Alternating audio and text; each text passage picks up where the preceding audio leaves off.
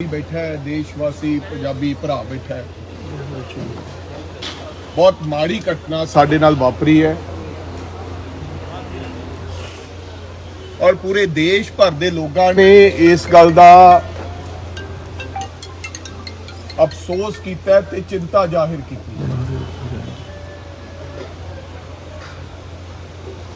और जिस तरह के हालात हैं तुसी सारे भली भांति जानते हो। मेरा शुभदीप नाल बहुत प्यार होने के नाते मैं थोनू सारे शुभदीप को प्यार करने वाले रिश्तेदारों कुड़ियां ये दसना चाहना है कि कल जो जी घटना वापरी तुसी सारे भली भांति जानते रंधावा साहब के दरमियान जो ये गृह मंत्री होंगे सन शुभदीप नूं 10 सिक्योरिटी गार्ड दिते गए सन, एक जिप्सी दी गई सी। पूरा कारण यह सीगा कि अज तो 1.5 वरा पहला दिल्ली की एजेंसी रॉ के इंटैलीजेंस ब्यूरो ने यह गल कहा सी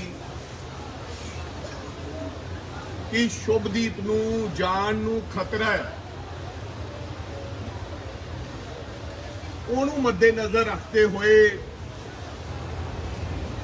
सरकार ने उस वेले दी ने सिक्योरिटी दी। और तुहानूं अज ये भी मैं दसना चाहना है क्योंकि ये निरंतर शुभदीप नूं इहो जिहियां धमकियां ਇਹੋ ਜਿਹੀਆਂ ਗੱਲਾਂ ਉਹਦੇ ਨਾਲ ਰੋਜ਼ਾਨਾ ਵਾਪਰਦੀਆਂ ਸਨ। ਸਾਨੂੰ ਭੋਲਾ ਜੀ ਉਹਨਾਂ ਦੇ ਪਿਤਾ ਜੀ ਨੇ ਦੱਸਿਆ ਤੇ ਸ਼ੁਭਦੀਪ ਵੀ ਦੱਸਦਾ ਸੀ ਵੀ ਮੈਂ 3 ਸਾਲ ਵਿਹੜੇ 'ਚ ਪੈ ਕੇ ਪੱਖੇ ਥੱਲੇ ਸ਼ੁਭਦੀਪ ਦੀ ਨਿਗਰਾਨੀ ਕਰਦਾ ਸੀ ਵੀ ਇਹਨੂੰ ਕੁਝ ਹੋ ਨਾ ਜਾਵੇ। ਅਕਸਰ ਹੀ ਬੰਦੇ ਇੱਧਰ ਉੱਧਰ ਤੁਰੇ ਫਿਰਦੇ ਲੇਕਿਨ ਕਹਿੰਦੇ ਅਭੀ ਹੋਣੀ ਟਲਦੀ ਨਹੀਂ ਮਿੱਤਰੋ, ਹੋਣੀ ਰੋਕਿਆ ਰੁਕਦੀ ਨਹੀਂ, ਹੋਣੀ ਹੋ ਕੇ ਰਹਿੰਦੀ। इलैक्शन लड़ पिया विच ये भी मकसद सीगा भी चल इलैक्शन लड़ लांगे तो सिक्योरिटी पक्षों कोई चाह नहीं सीगा। ये अज भोला भाई जी ने जाहिर किया भी इन्ने नाल नाले लोगों की सेवा करांगे ते नाले जान माल दी। इलैक्शन लड़िया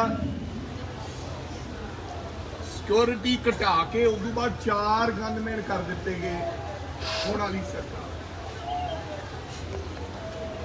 सिक्योरिटी किसी की घटाउणी पहली गल उस बंदे की जिन्होंने सब तो वड्डा थ्रैट होवे, फिर उस गल नूं जाहिर कर दिता गया भी ये तो सिक्योरिटी ले ली है। रंधावा साहब होम मिनिस्टर रहे हैं, ये कोई कर नहीं सकता इस तरह, सरकार दस नहीं सकती क्योंकि जिस बंदे नूं खतरा होवे उहदी सिक्योरिटी लैके तुसीं उजागर करता कि हुण सिक्योरिटी वापस।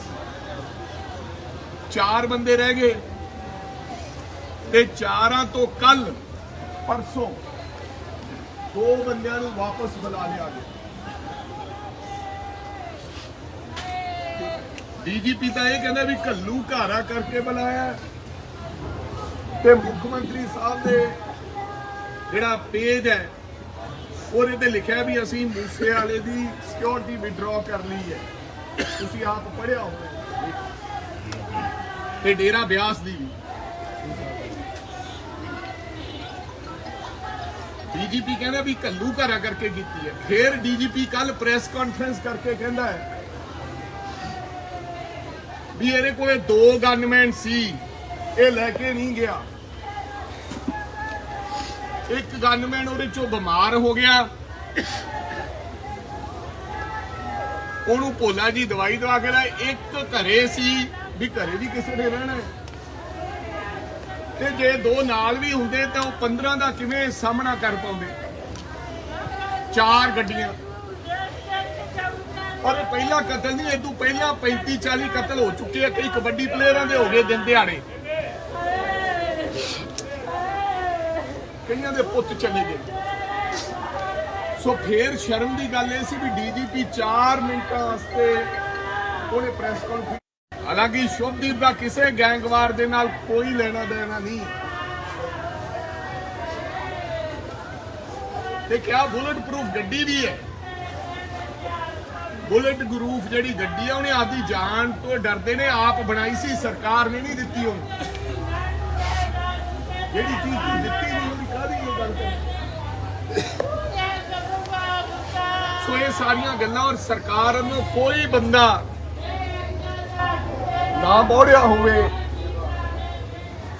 ਤੇ ਸਰਕਾਰ ਨੂੰ ਇਹ ਹੈ ਵੀ ਛੇਤੀ ਛੇਤੀ ਇਹ ਪੋਸਟਮਾਰਟਮ ਹੋਵੇ ਤੇ ਕੰਮ ਸੰਭੇ ਤਾਂ ਫਿਰ ਇਹਨੂੰ ਸਿੱਟੇ 'ਚ ਪਾ ਦਿਆਂਗੇ। ਪਰਿਵਾਰ ਨਾਲ ਗੱਲ ਕੀਤੀ ਹੈ, ਪਰਿਵਾਰ ਨੇ ਕਿਹਾ ਕਿ ਨਹੀਂ ਇਹ ਸਾਡੇ ਨਾਲ ਧੱਕਾ ਹੋਇਆ। ਬਾਈ ਭੋਲਾ ਜੀ ਵੱਲੋਂ, ਸ਼ੁਭਦੀਪ ਦੇ ਪਿਤਾ ਜੀ ਵੱਲੋਂ 3 ਚੀਜ਼ਾਂ ਦੀ ਡਿਮਾਂਡ ਕੀਤੀ ਗਈ। ਪਹਿਲੀ ਚੀਜ਼ ਤਾਂ ਇਹ ਵੀ ਇਹ ਸਾਰੀ ਇਨਕੁਆਰੀ ਜਿਹੜਾ ਮੌਜੂਦਾ ਹਾਈ ਕੋਰਟ ਦਾ ਜੱਜ ਹੈ ਉਹਦੇ ਅਧੀਨ ਹੋਣੀ ਚਾਹੀਦੀ ਹੈ। ਪੁਲਿਸ ਤੇ ਕੋਈ ਵਿਸ਼ਵਾਸ ਨਹੀਂ ਤੇ ਨਾਲ NIA ਤੇ CBI ਦੀ ਵੀ ਸਲਾਹ ਲਈ ਜਾਵੇ।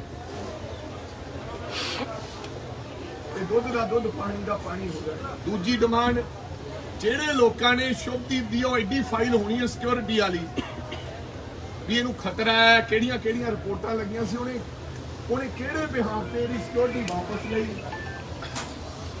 ਤੇ ਕਾਨੂੰਨ ਦੀ ਉਲੰਘਣਾ ਕਿਉਂ ਕੀਤੀ ਜੱਗ ਜ਼ਾਹਿਰ ਕਰਕੇ ਉਹਨਾਂ ਖਿਲਾਫ ਬਣਦੀ ਕਾਰਵਾਈ।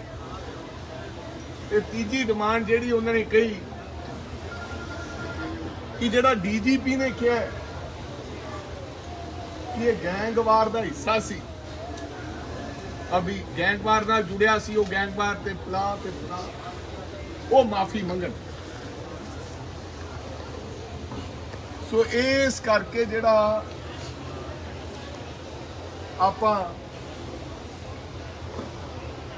ਅੰਤਿਮ ਸੰਸਕਾਰ ਦੇ ਵਿੱਚ ਅਫਸਰ ਸਾਹਿਬਾਨ ਬੈਠੇ ਹੈ, ਉਹ ਤਾਂ ਸਵੇਰ 5 ਵਜੇ ਆ ਕੇ ਵੀ ਛੇਤੀ ਨਿਬੇੜ ਦੀਏ। ਸੋ ਇਹ ਮੇਰਾ ਖਿਆਲ ਆਮ ਲੋਕਾਂ ਦੀਆਂ ਮੰਗਾਂ ਹੈ, ਆਮ ਗੱਲ ਹੈ, ਕੋਈ ਸੌਦਾ ਨਹੀਂ। ਇੱਕ ਜਿਹੜੀ ਮਾਂ ਵਿਚਾਰੀ ਰੋ ਰੋ ਕੇ ਵਿਲਕੀ ਜਾਂਦੀ ਹੈ, ਜਿਹੜੀ ਕਹਿੰਦੀ ਵੀ ਸ਼ੁਭਦੀਪ ਮੇਰੇ ਤੋਂ ਤੀਜੇ ਦਿਨ ਆਉਂਦਾ ਤਾਂ ਜੂੜਾ ਮੇਰੇ ਤੋਂ ਕਰਾਉਂਦਾ ਸੀ, ਕਹਿੰਦਾ ਸੀ ਮੰਮੀ ਜੇ ਤੂੰ ਜੂੜਾ ਕਰਦੇ ਤਾਂ ਮੈਨੂੰ ਬੜਾ ਆਰਾਮ ਆਉਂਦਾ ਹੈ।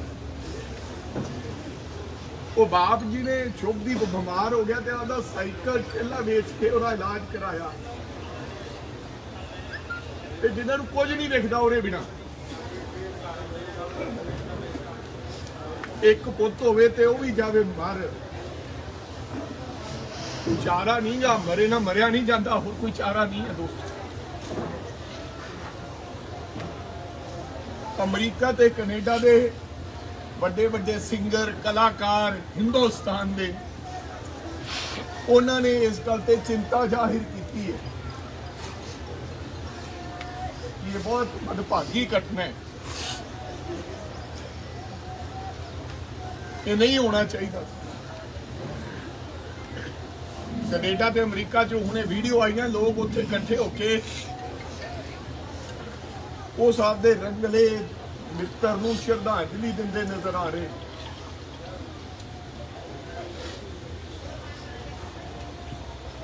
ਜਿਹੜੀ ਉਹ ਬੁਲੰਦ ਆਵਾਜ਼ ਸੀ ਦੋਸਤੋ, ਜਿਹਨੇ ਦੁਨੀਆ ਦੇ ਵਿੱਚ ਧਮਾਲ ਮਚਾਈ ਵੀ ਸੀ, ਉਹ ਅੱਜ ਬੰਦ। ਅਸੀਂ ਸਾਰੇ ਲੋਕ, ਹੁਣ ਸ਼ੁਭਦੀਪ ਤਾਂ ਬੰਦ ਨਹੀਂ ਸਕਦਾ ਕੋਈ, ਆਪਾਂ ਸਾਰੇ ਲੋਕ ਅੱਜ ਉਸ ਪਰਿਵਾਰ ਨਾਲ ਇਸ ਔਖ ਦੀ ਘੜੀ ਵਿੱਚ ਖੜੇ ਆ। ਫੈਸਲਾ ਜੋ ਵੀ ਹੋਏਗਾ ਪਰਿਵਾਰ ਦਾ ਹੋਏਗਾ, ਨਾ ਕਿਸੇ ਰਾਜੇ ਵੜਿੰਗ ਦਾ, ਨਾ ਕਿਸੇ ਵਿਅਕਤੀ ਵਿਸ਼ੇਸ਼। ਔਰ ਕੋਈ ਇਸ ਫਿਰ ਉਸ ਤੋਂ ਬਾਅਦ ਆਪਾਂ ਜੋ ਪਰਿਵਾਰ ਦੇ ਹੁਕਮ ਅਨੁਸਾਰ ਅੰਤਿਮ ਵਿਦਾਇਗੀ ਆਪਣੇ ਰੰਗਲੇ ਸੱਜਣ ਨੂੰ ਦੇ ਕੇ ਆਵਾਂਗੇ। ਬਹੁਤ ਧੰਨਵਾਦ ਕਿ ਤੁਸੀਂ ਇਸ ਦੁੱਖ ਦੀ ਘੜੀ ਪਰਿਵਾਰ ਦੇ ਨਾਲ ਮੋਢੇ ਨਾਲ ਮੋਢਾ ਲਾ ਕੇ ਖੜੇ ਹੋ। ਮਾਫੀ ਚਾਹੁੰਦੇ ਹਾਂ ਕਿ ਪਰਿਵਾਰ ਵੱਲੋਂ ਚਾਹ ਪਾਣੀ ਜਾਂ ਕੋਈ ਐਸਾ ਇੰਤਜ਼ਾਮ, ਕਿਉਂਕਿ ਵਿਚਾਰਾ ਭੋਲਾ ਜੀ ਨੂੰ ਤਾਂ ਹੁਣ ਕੱਲ ਦੀ ਇੱਕ ਫੁਲਕਾ ਖਵਾਇਆ ਧੱਕੇ ਨਾਲ ਦੀ ਬਿਮਾਰ ਨਾ ਹੁੰਦਾ। ਉਹ ਇਸ ਗੱਲ ਦੀ ਖਿਮਾ ਮੰਗਦੇ ਆ, ਮਾਫੀ ਮੰਗਦੇ ਆ ਕਿ ਅਗਲੀ ਜੋ ਜਿਹੜੀ ਕਾਰਵਾਈ ਹੋਊਗੀ ਜਾਂ ਗੱਲ ਹੋਊਗੀ ਤੁਹਾਨੂੰ ਆਉਣ ਵਾਲੇ ਸਮੇਂ ਨੂੰ ਦੱਸ ਦਿੱਤੀ ਜਾਊਗੀ। ਤੁਹਾਡਾ ਸਾਰਿਆਂ ਦਾ ਪਰਿਵਾਰ ਨਾਲ ਦੁੱਖ ਵੰਡਾਉਣ ਤੇ ਤੁਹਾਡਾ ਸਾਰਿਆਂ ਦਾ ਬਹੁਤ ਬਹੁਤ ਧੰਨਵਾਦ। ਮੈਂ ਸੋਚਿਆ ਤੁਸੀਂ ਵਾਹਵਾ ਚਿਰ ਦੇ ਬੈਠੇ ਹੋ, ਤੁਹਾਨੂੰ ਸਾਰੀ ਇਤਲਾਹ ਤੇ ਜਾਣਕਾਰੀ, ਕਈ ਲੋਕ ਸ਼ਸ਼ੋ ਪੰਚ ਹੈ